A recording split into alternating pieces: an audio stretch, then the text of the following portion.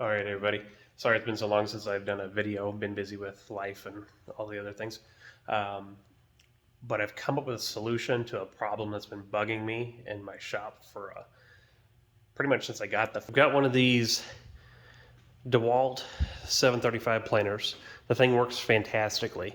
And what's unique about this versus the like lunchbox style is this has a blower motor in it.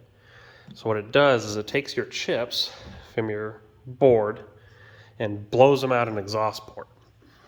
And it blows it with such force that if you don't have something to catch it, your entire world is now covered in man glitter.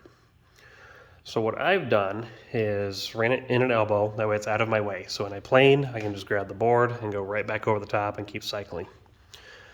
Used a vacuum hose over to a 55-gallon drum. Now initially, this drum, I set the hose in here and put a lid on it and hope for the best, and about half the chips stayed in the drum and the other half ended up all over my world.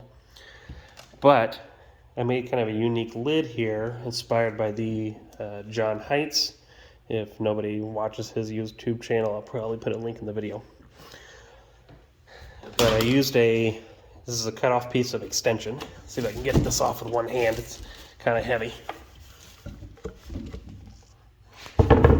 Beautiful. And then I used a shop vac filter here. But what's unique about it is it's a theme baffle. Okay?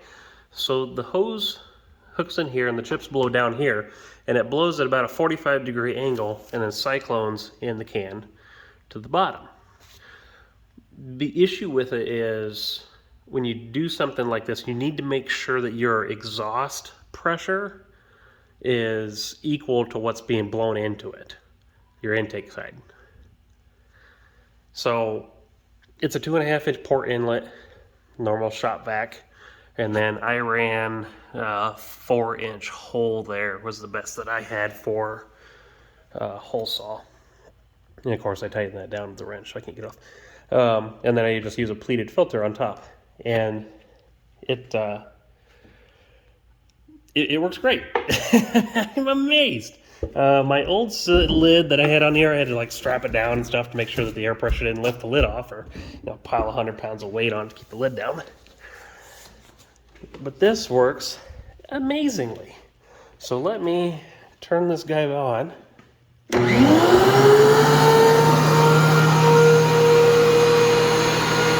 And you can feel the air coming out of it, but no dust. No dust whatsoever.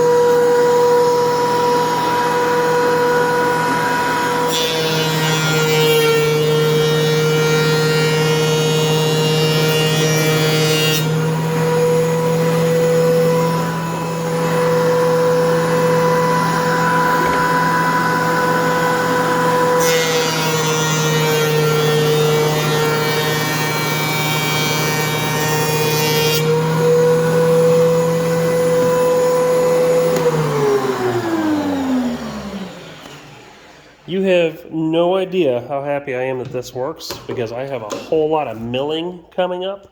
See, you got a little flake there on the platform, but everything else is down underneath. This is beautiful. So, but yeah, this planer's about to get a bunch of extra duty because this is a project that'll be in an upcoming video. It is our dining room table, and those who are familiar with modern woodworking recognize this setup. So stay tuned for that. That'll be a while before I get that video out, but hopefully that'll be a great thing. But yeah, anybody who needs a large dust collector for this planer, it's a simple solution. It's 3 discs. One disc is larger than the outside diameter of the dumpster, so it's a lid.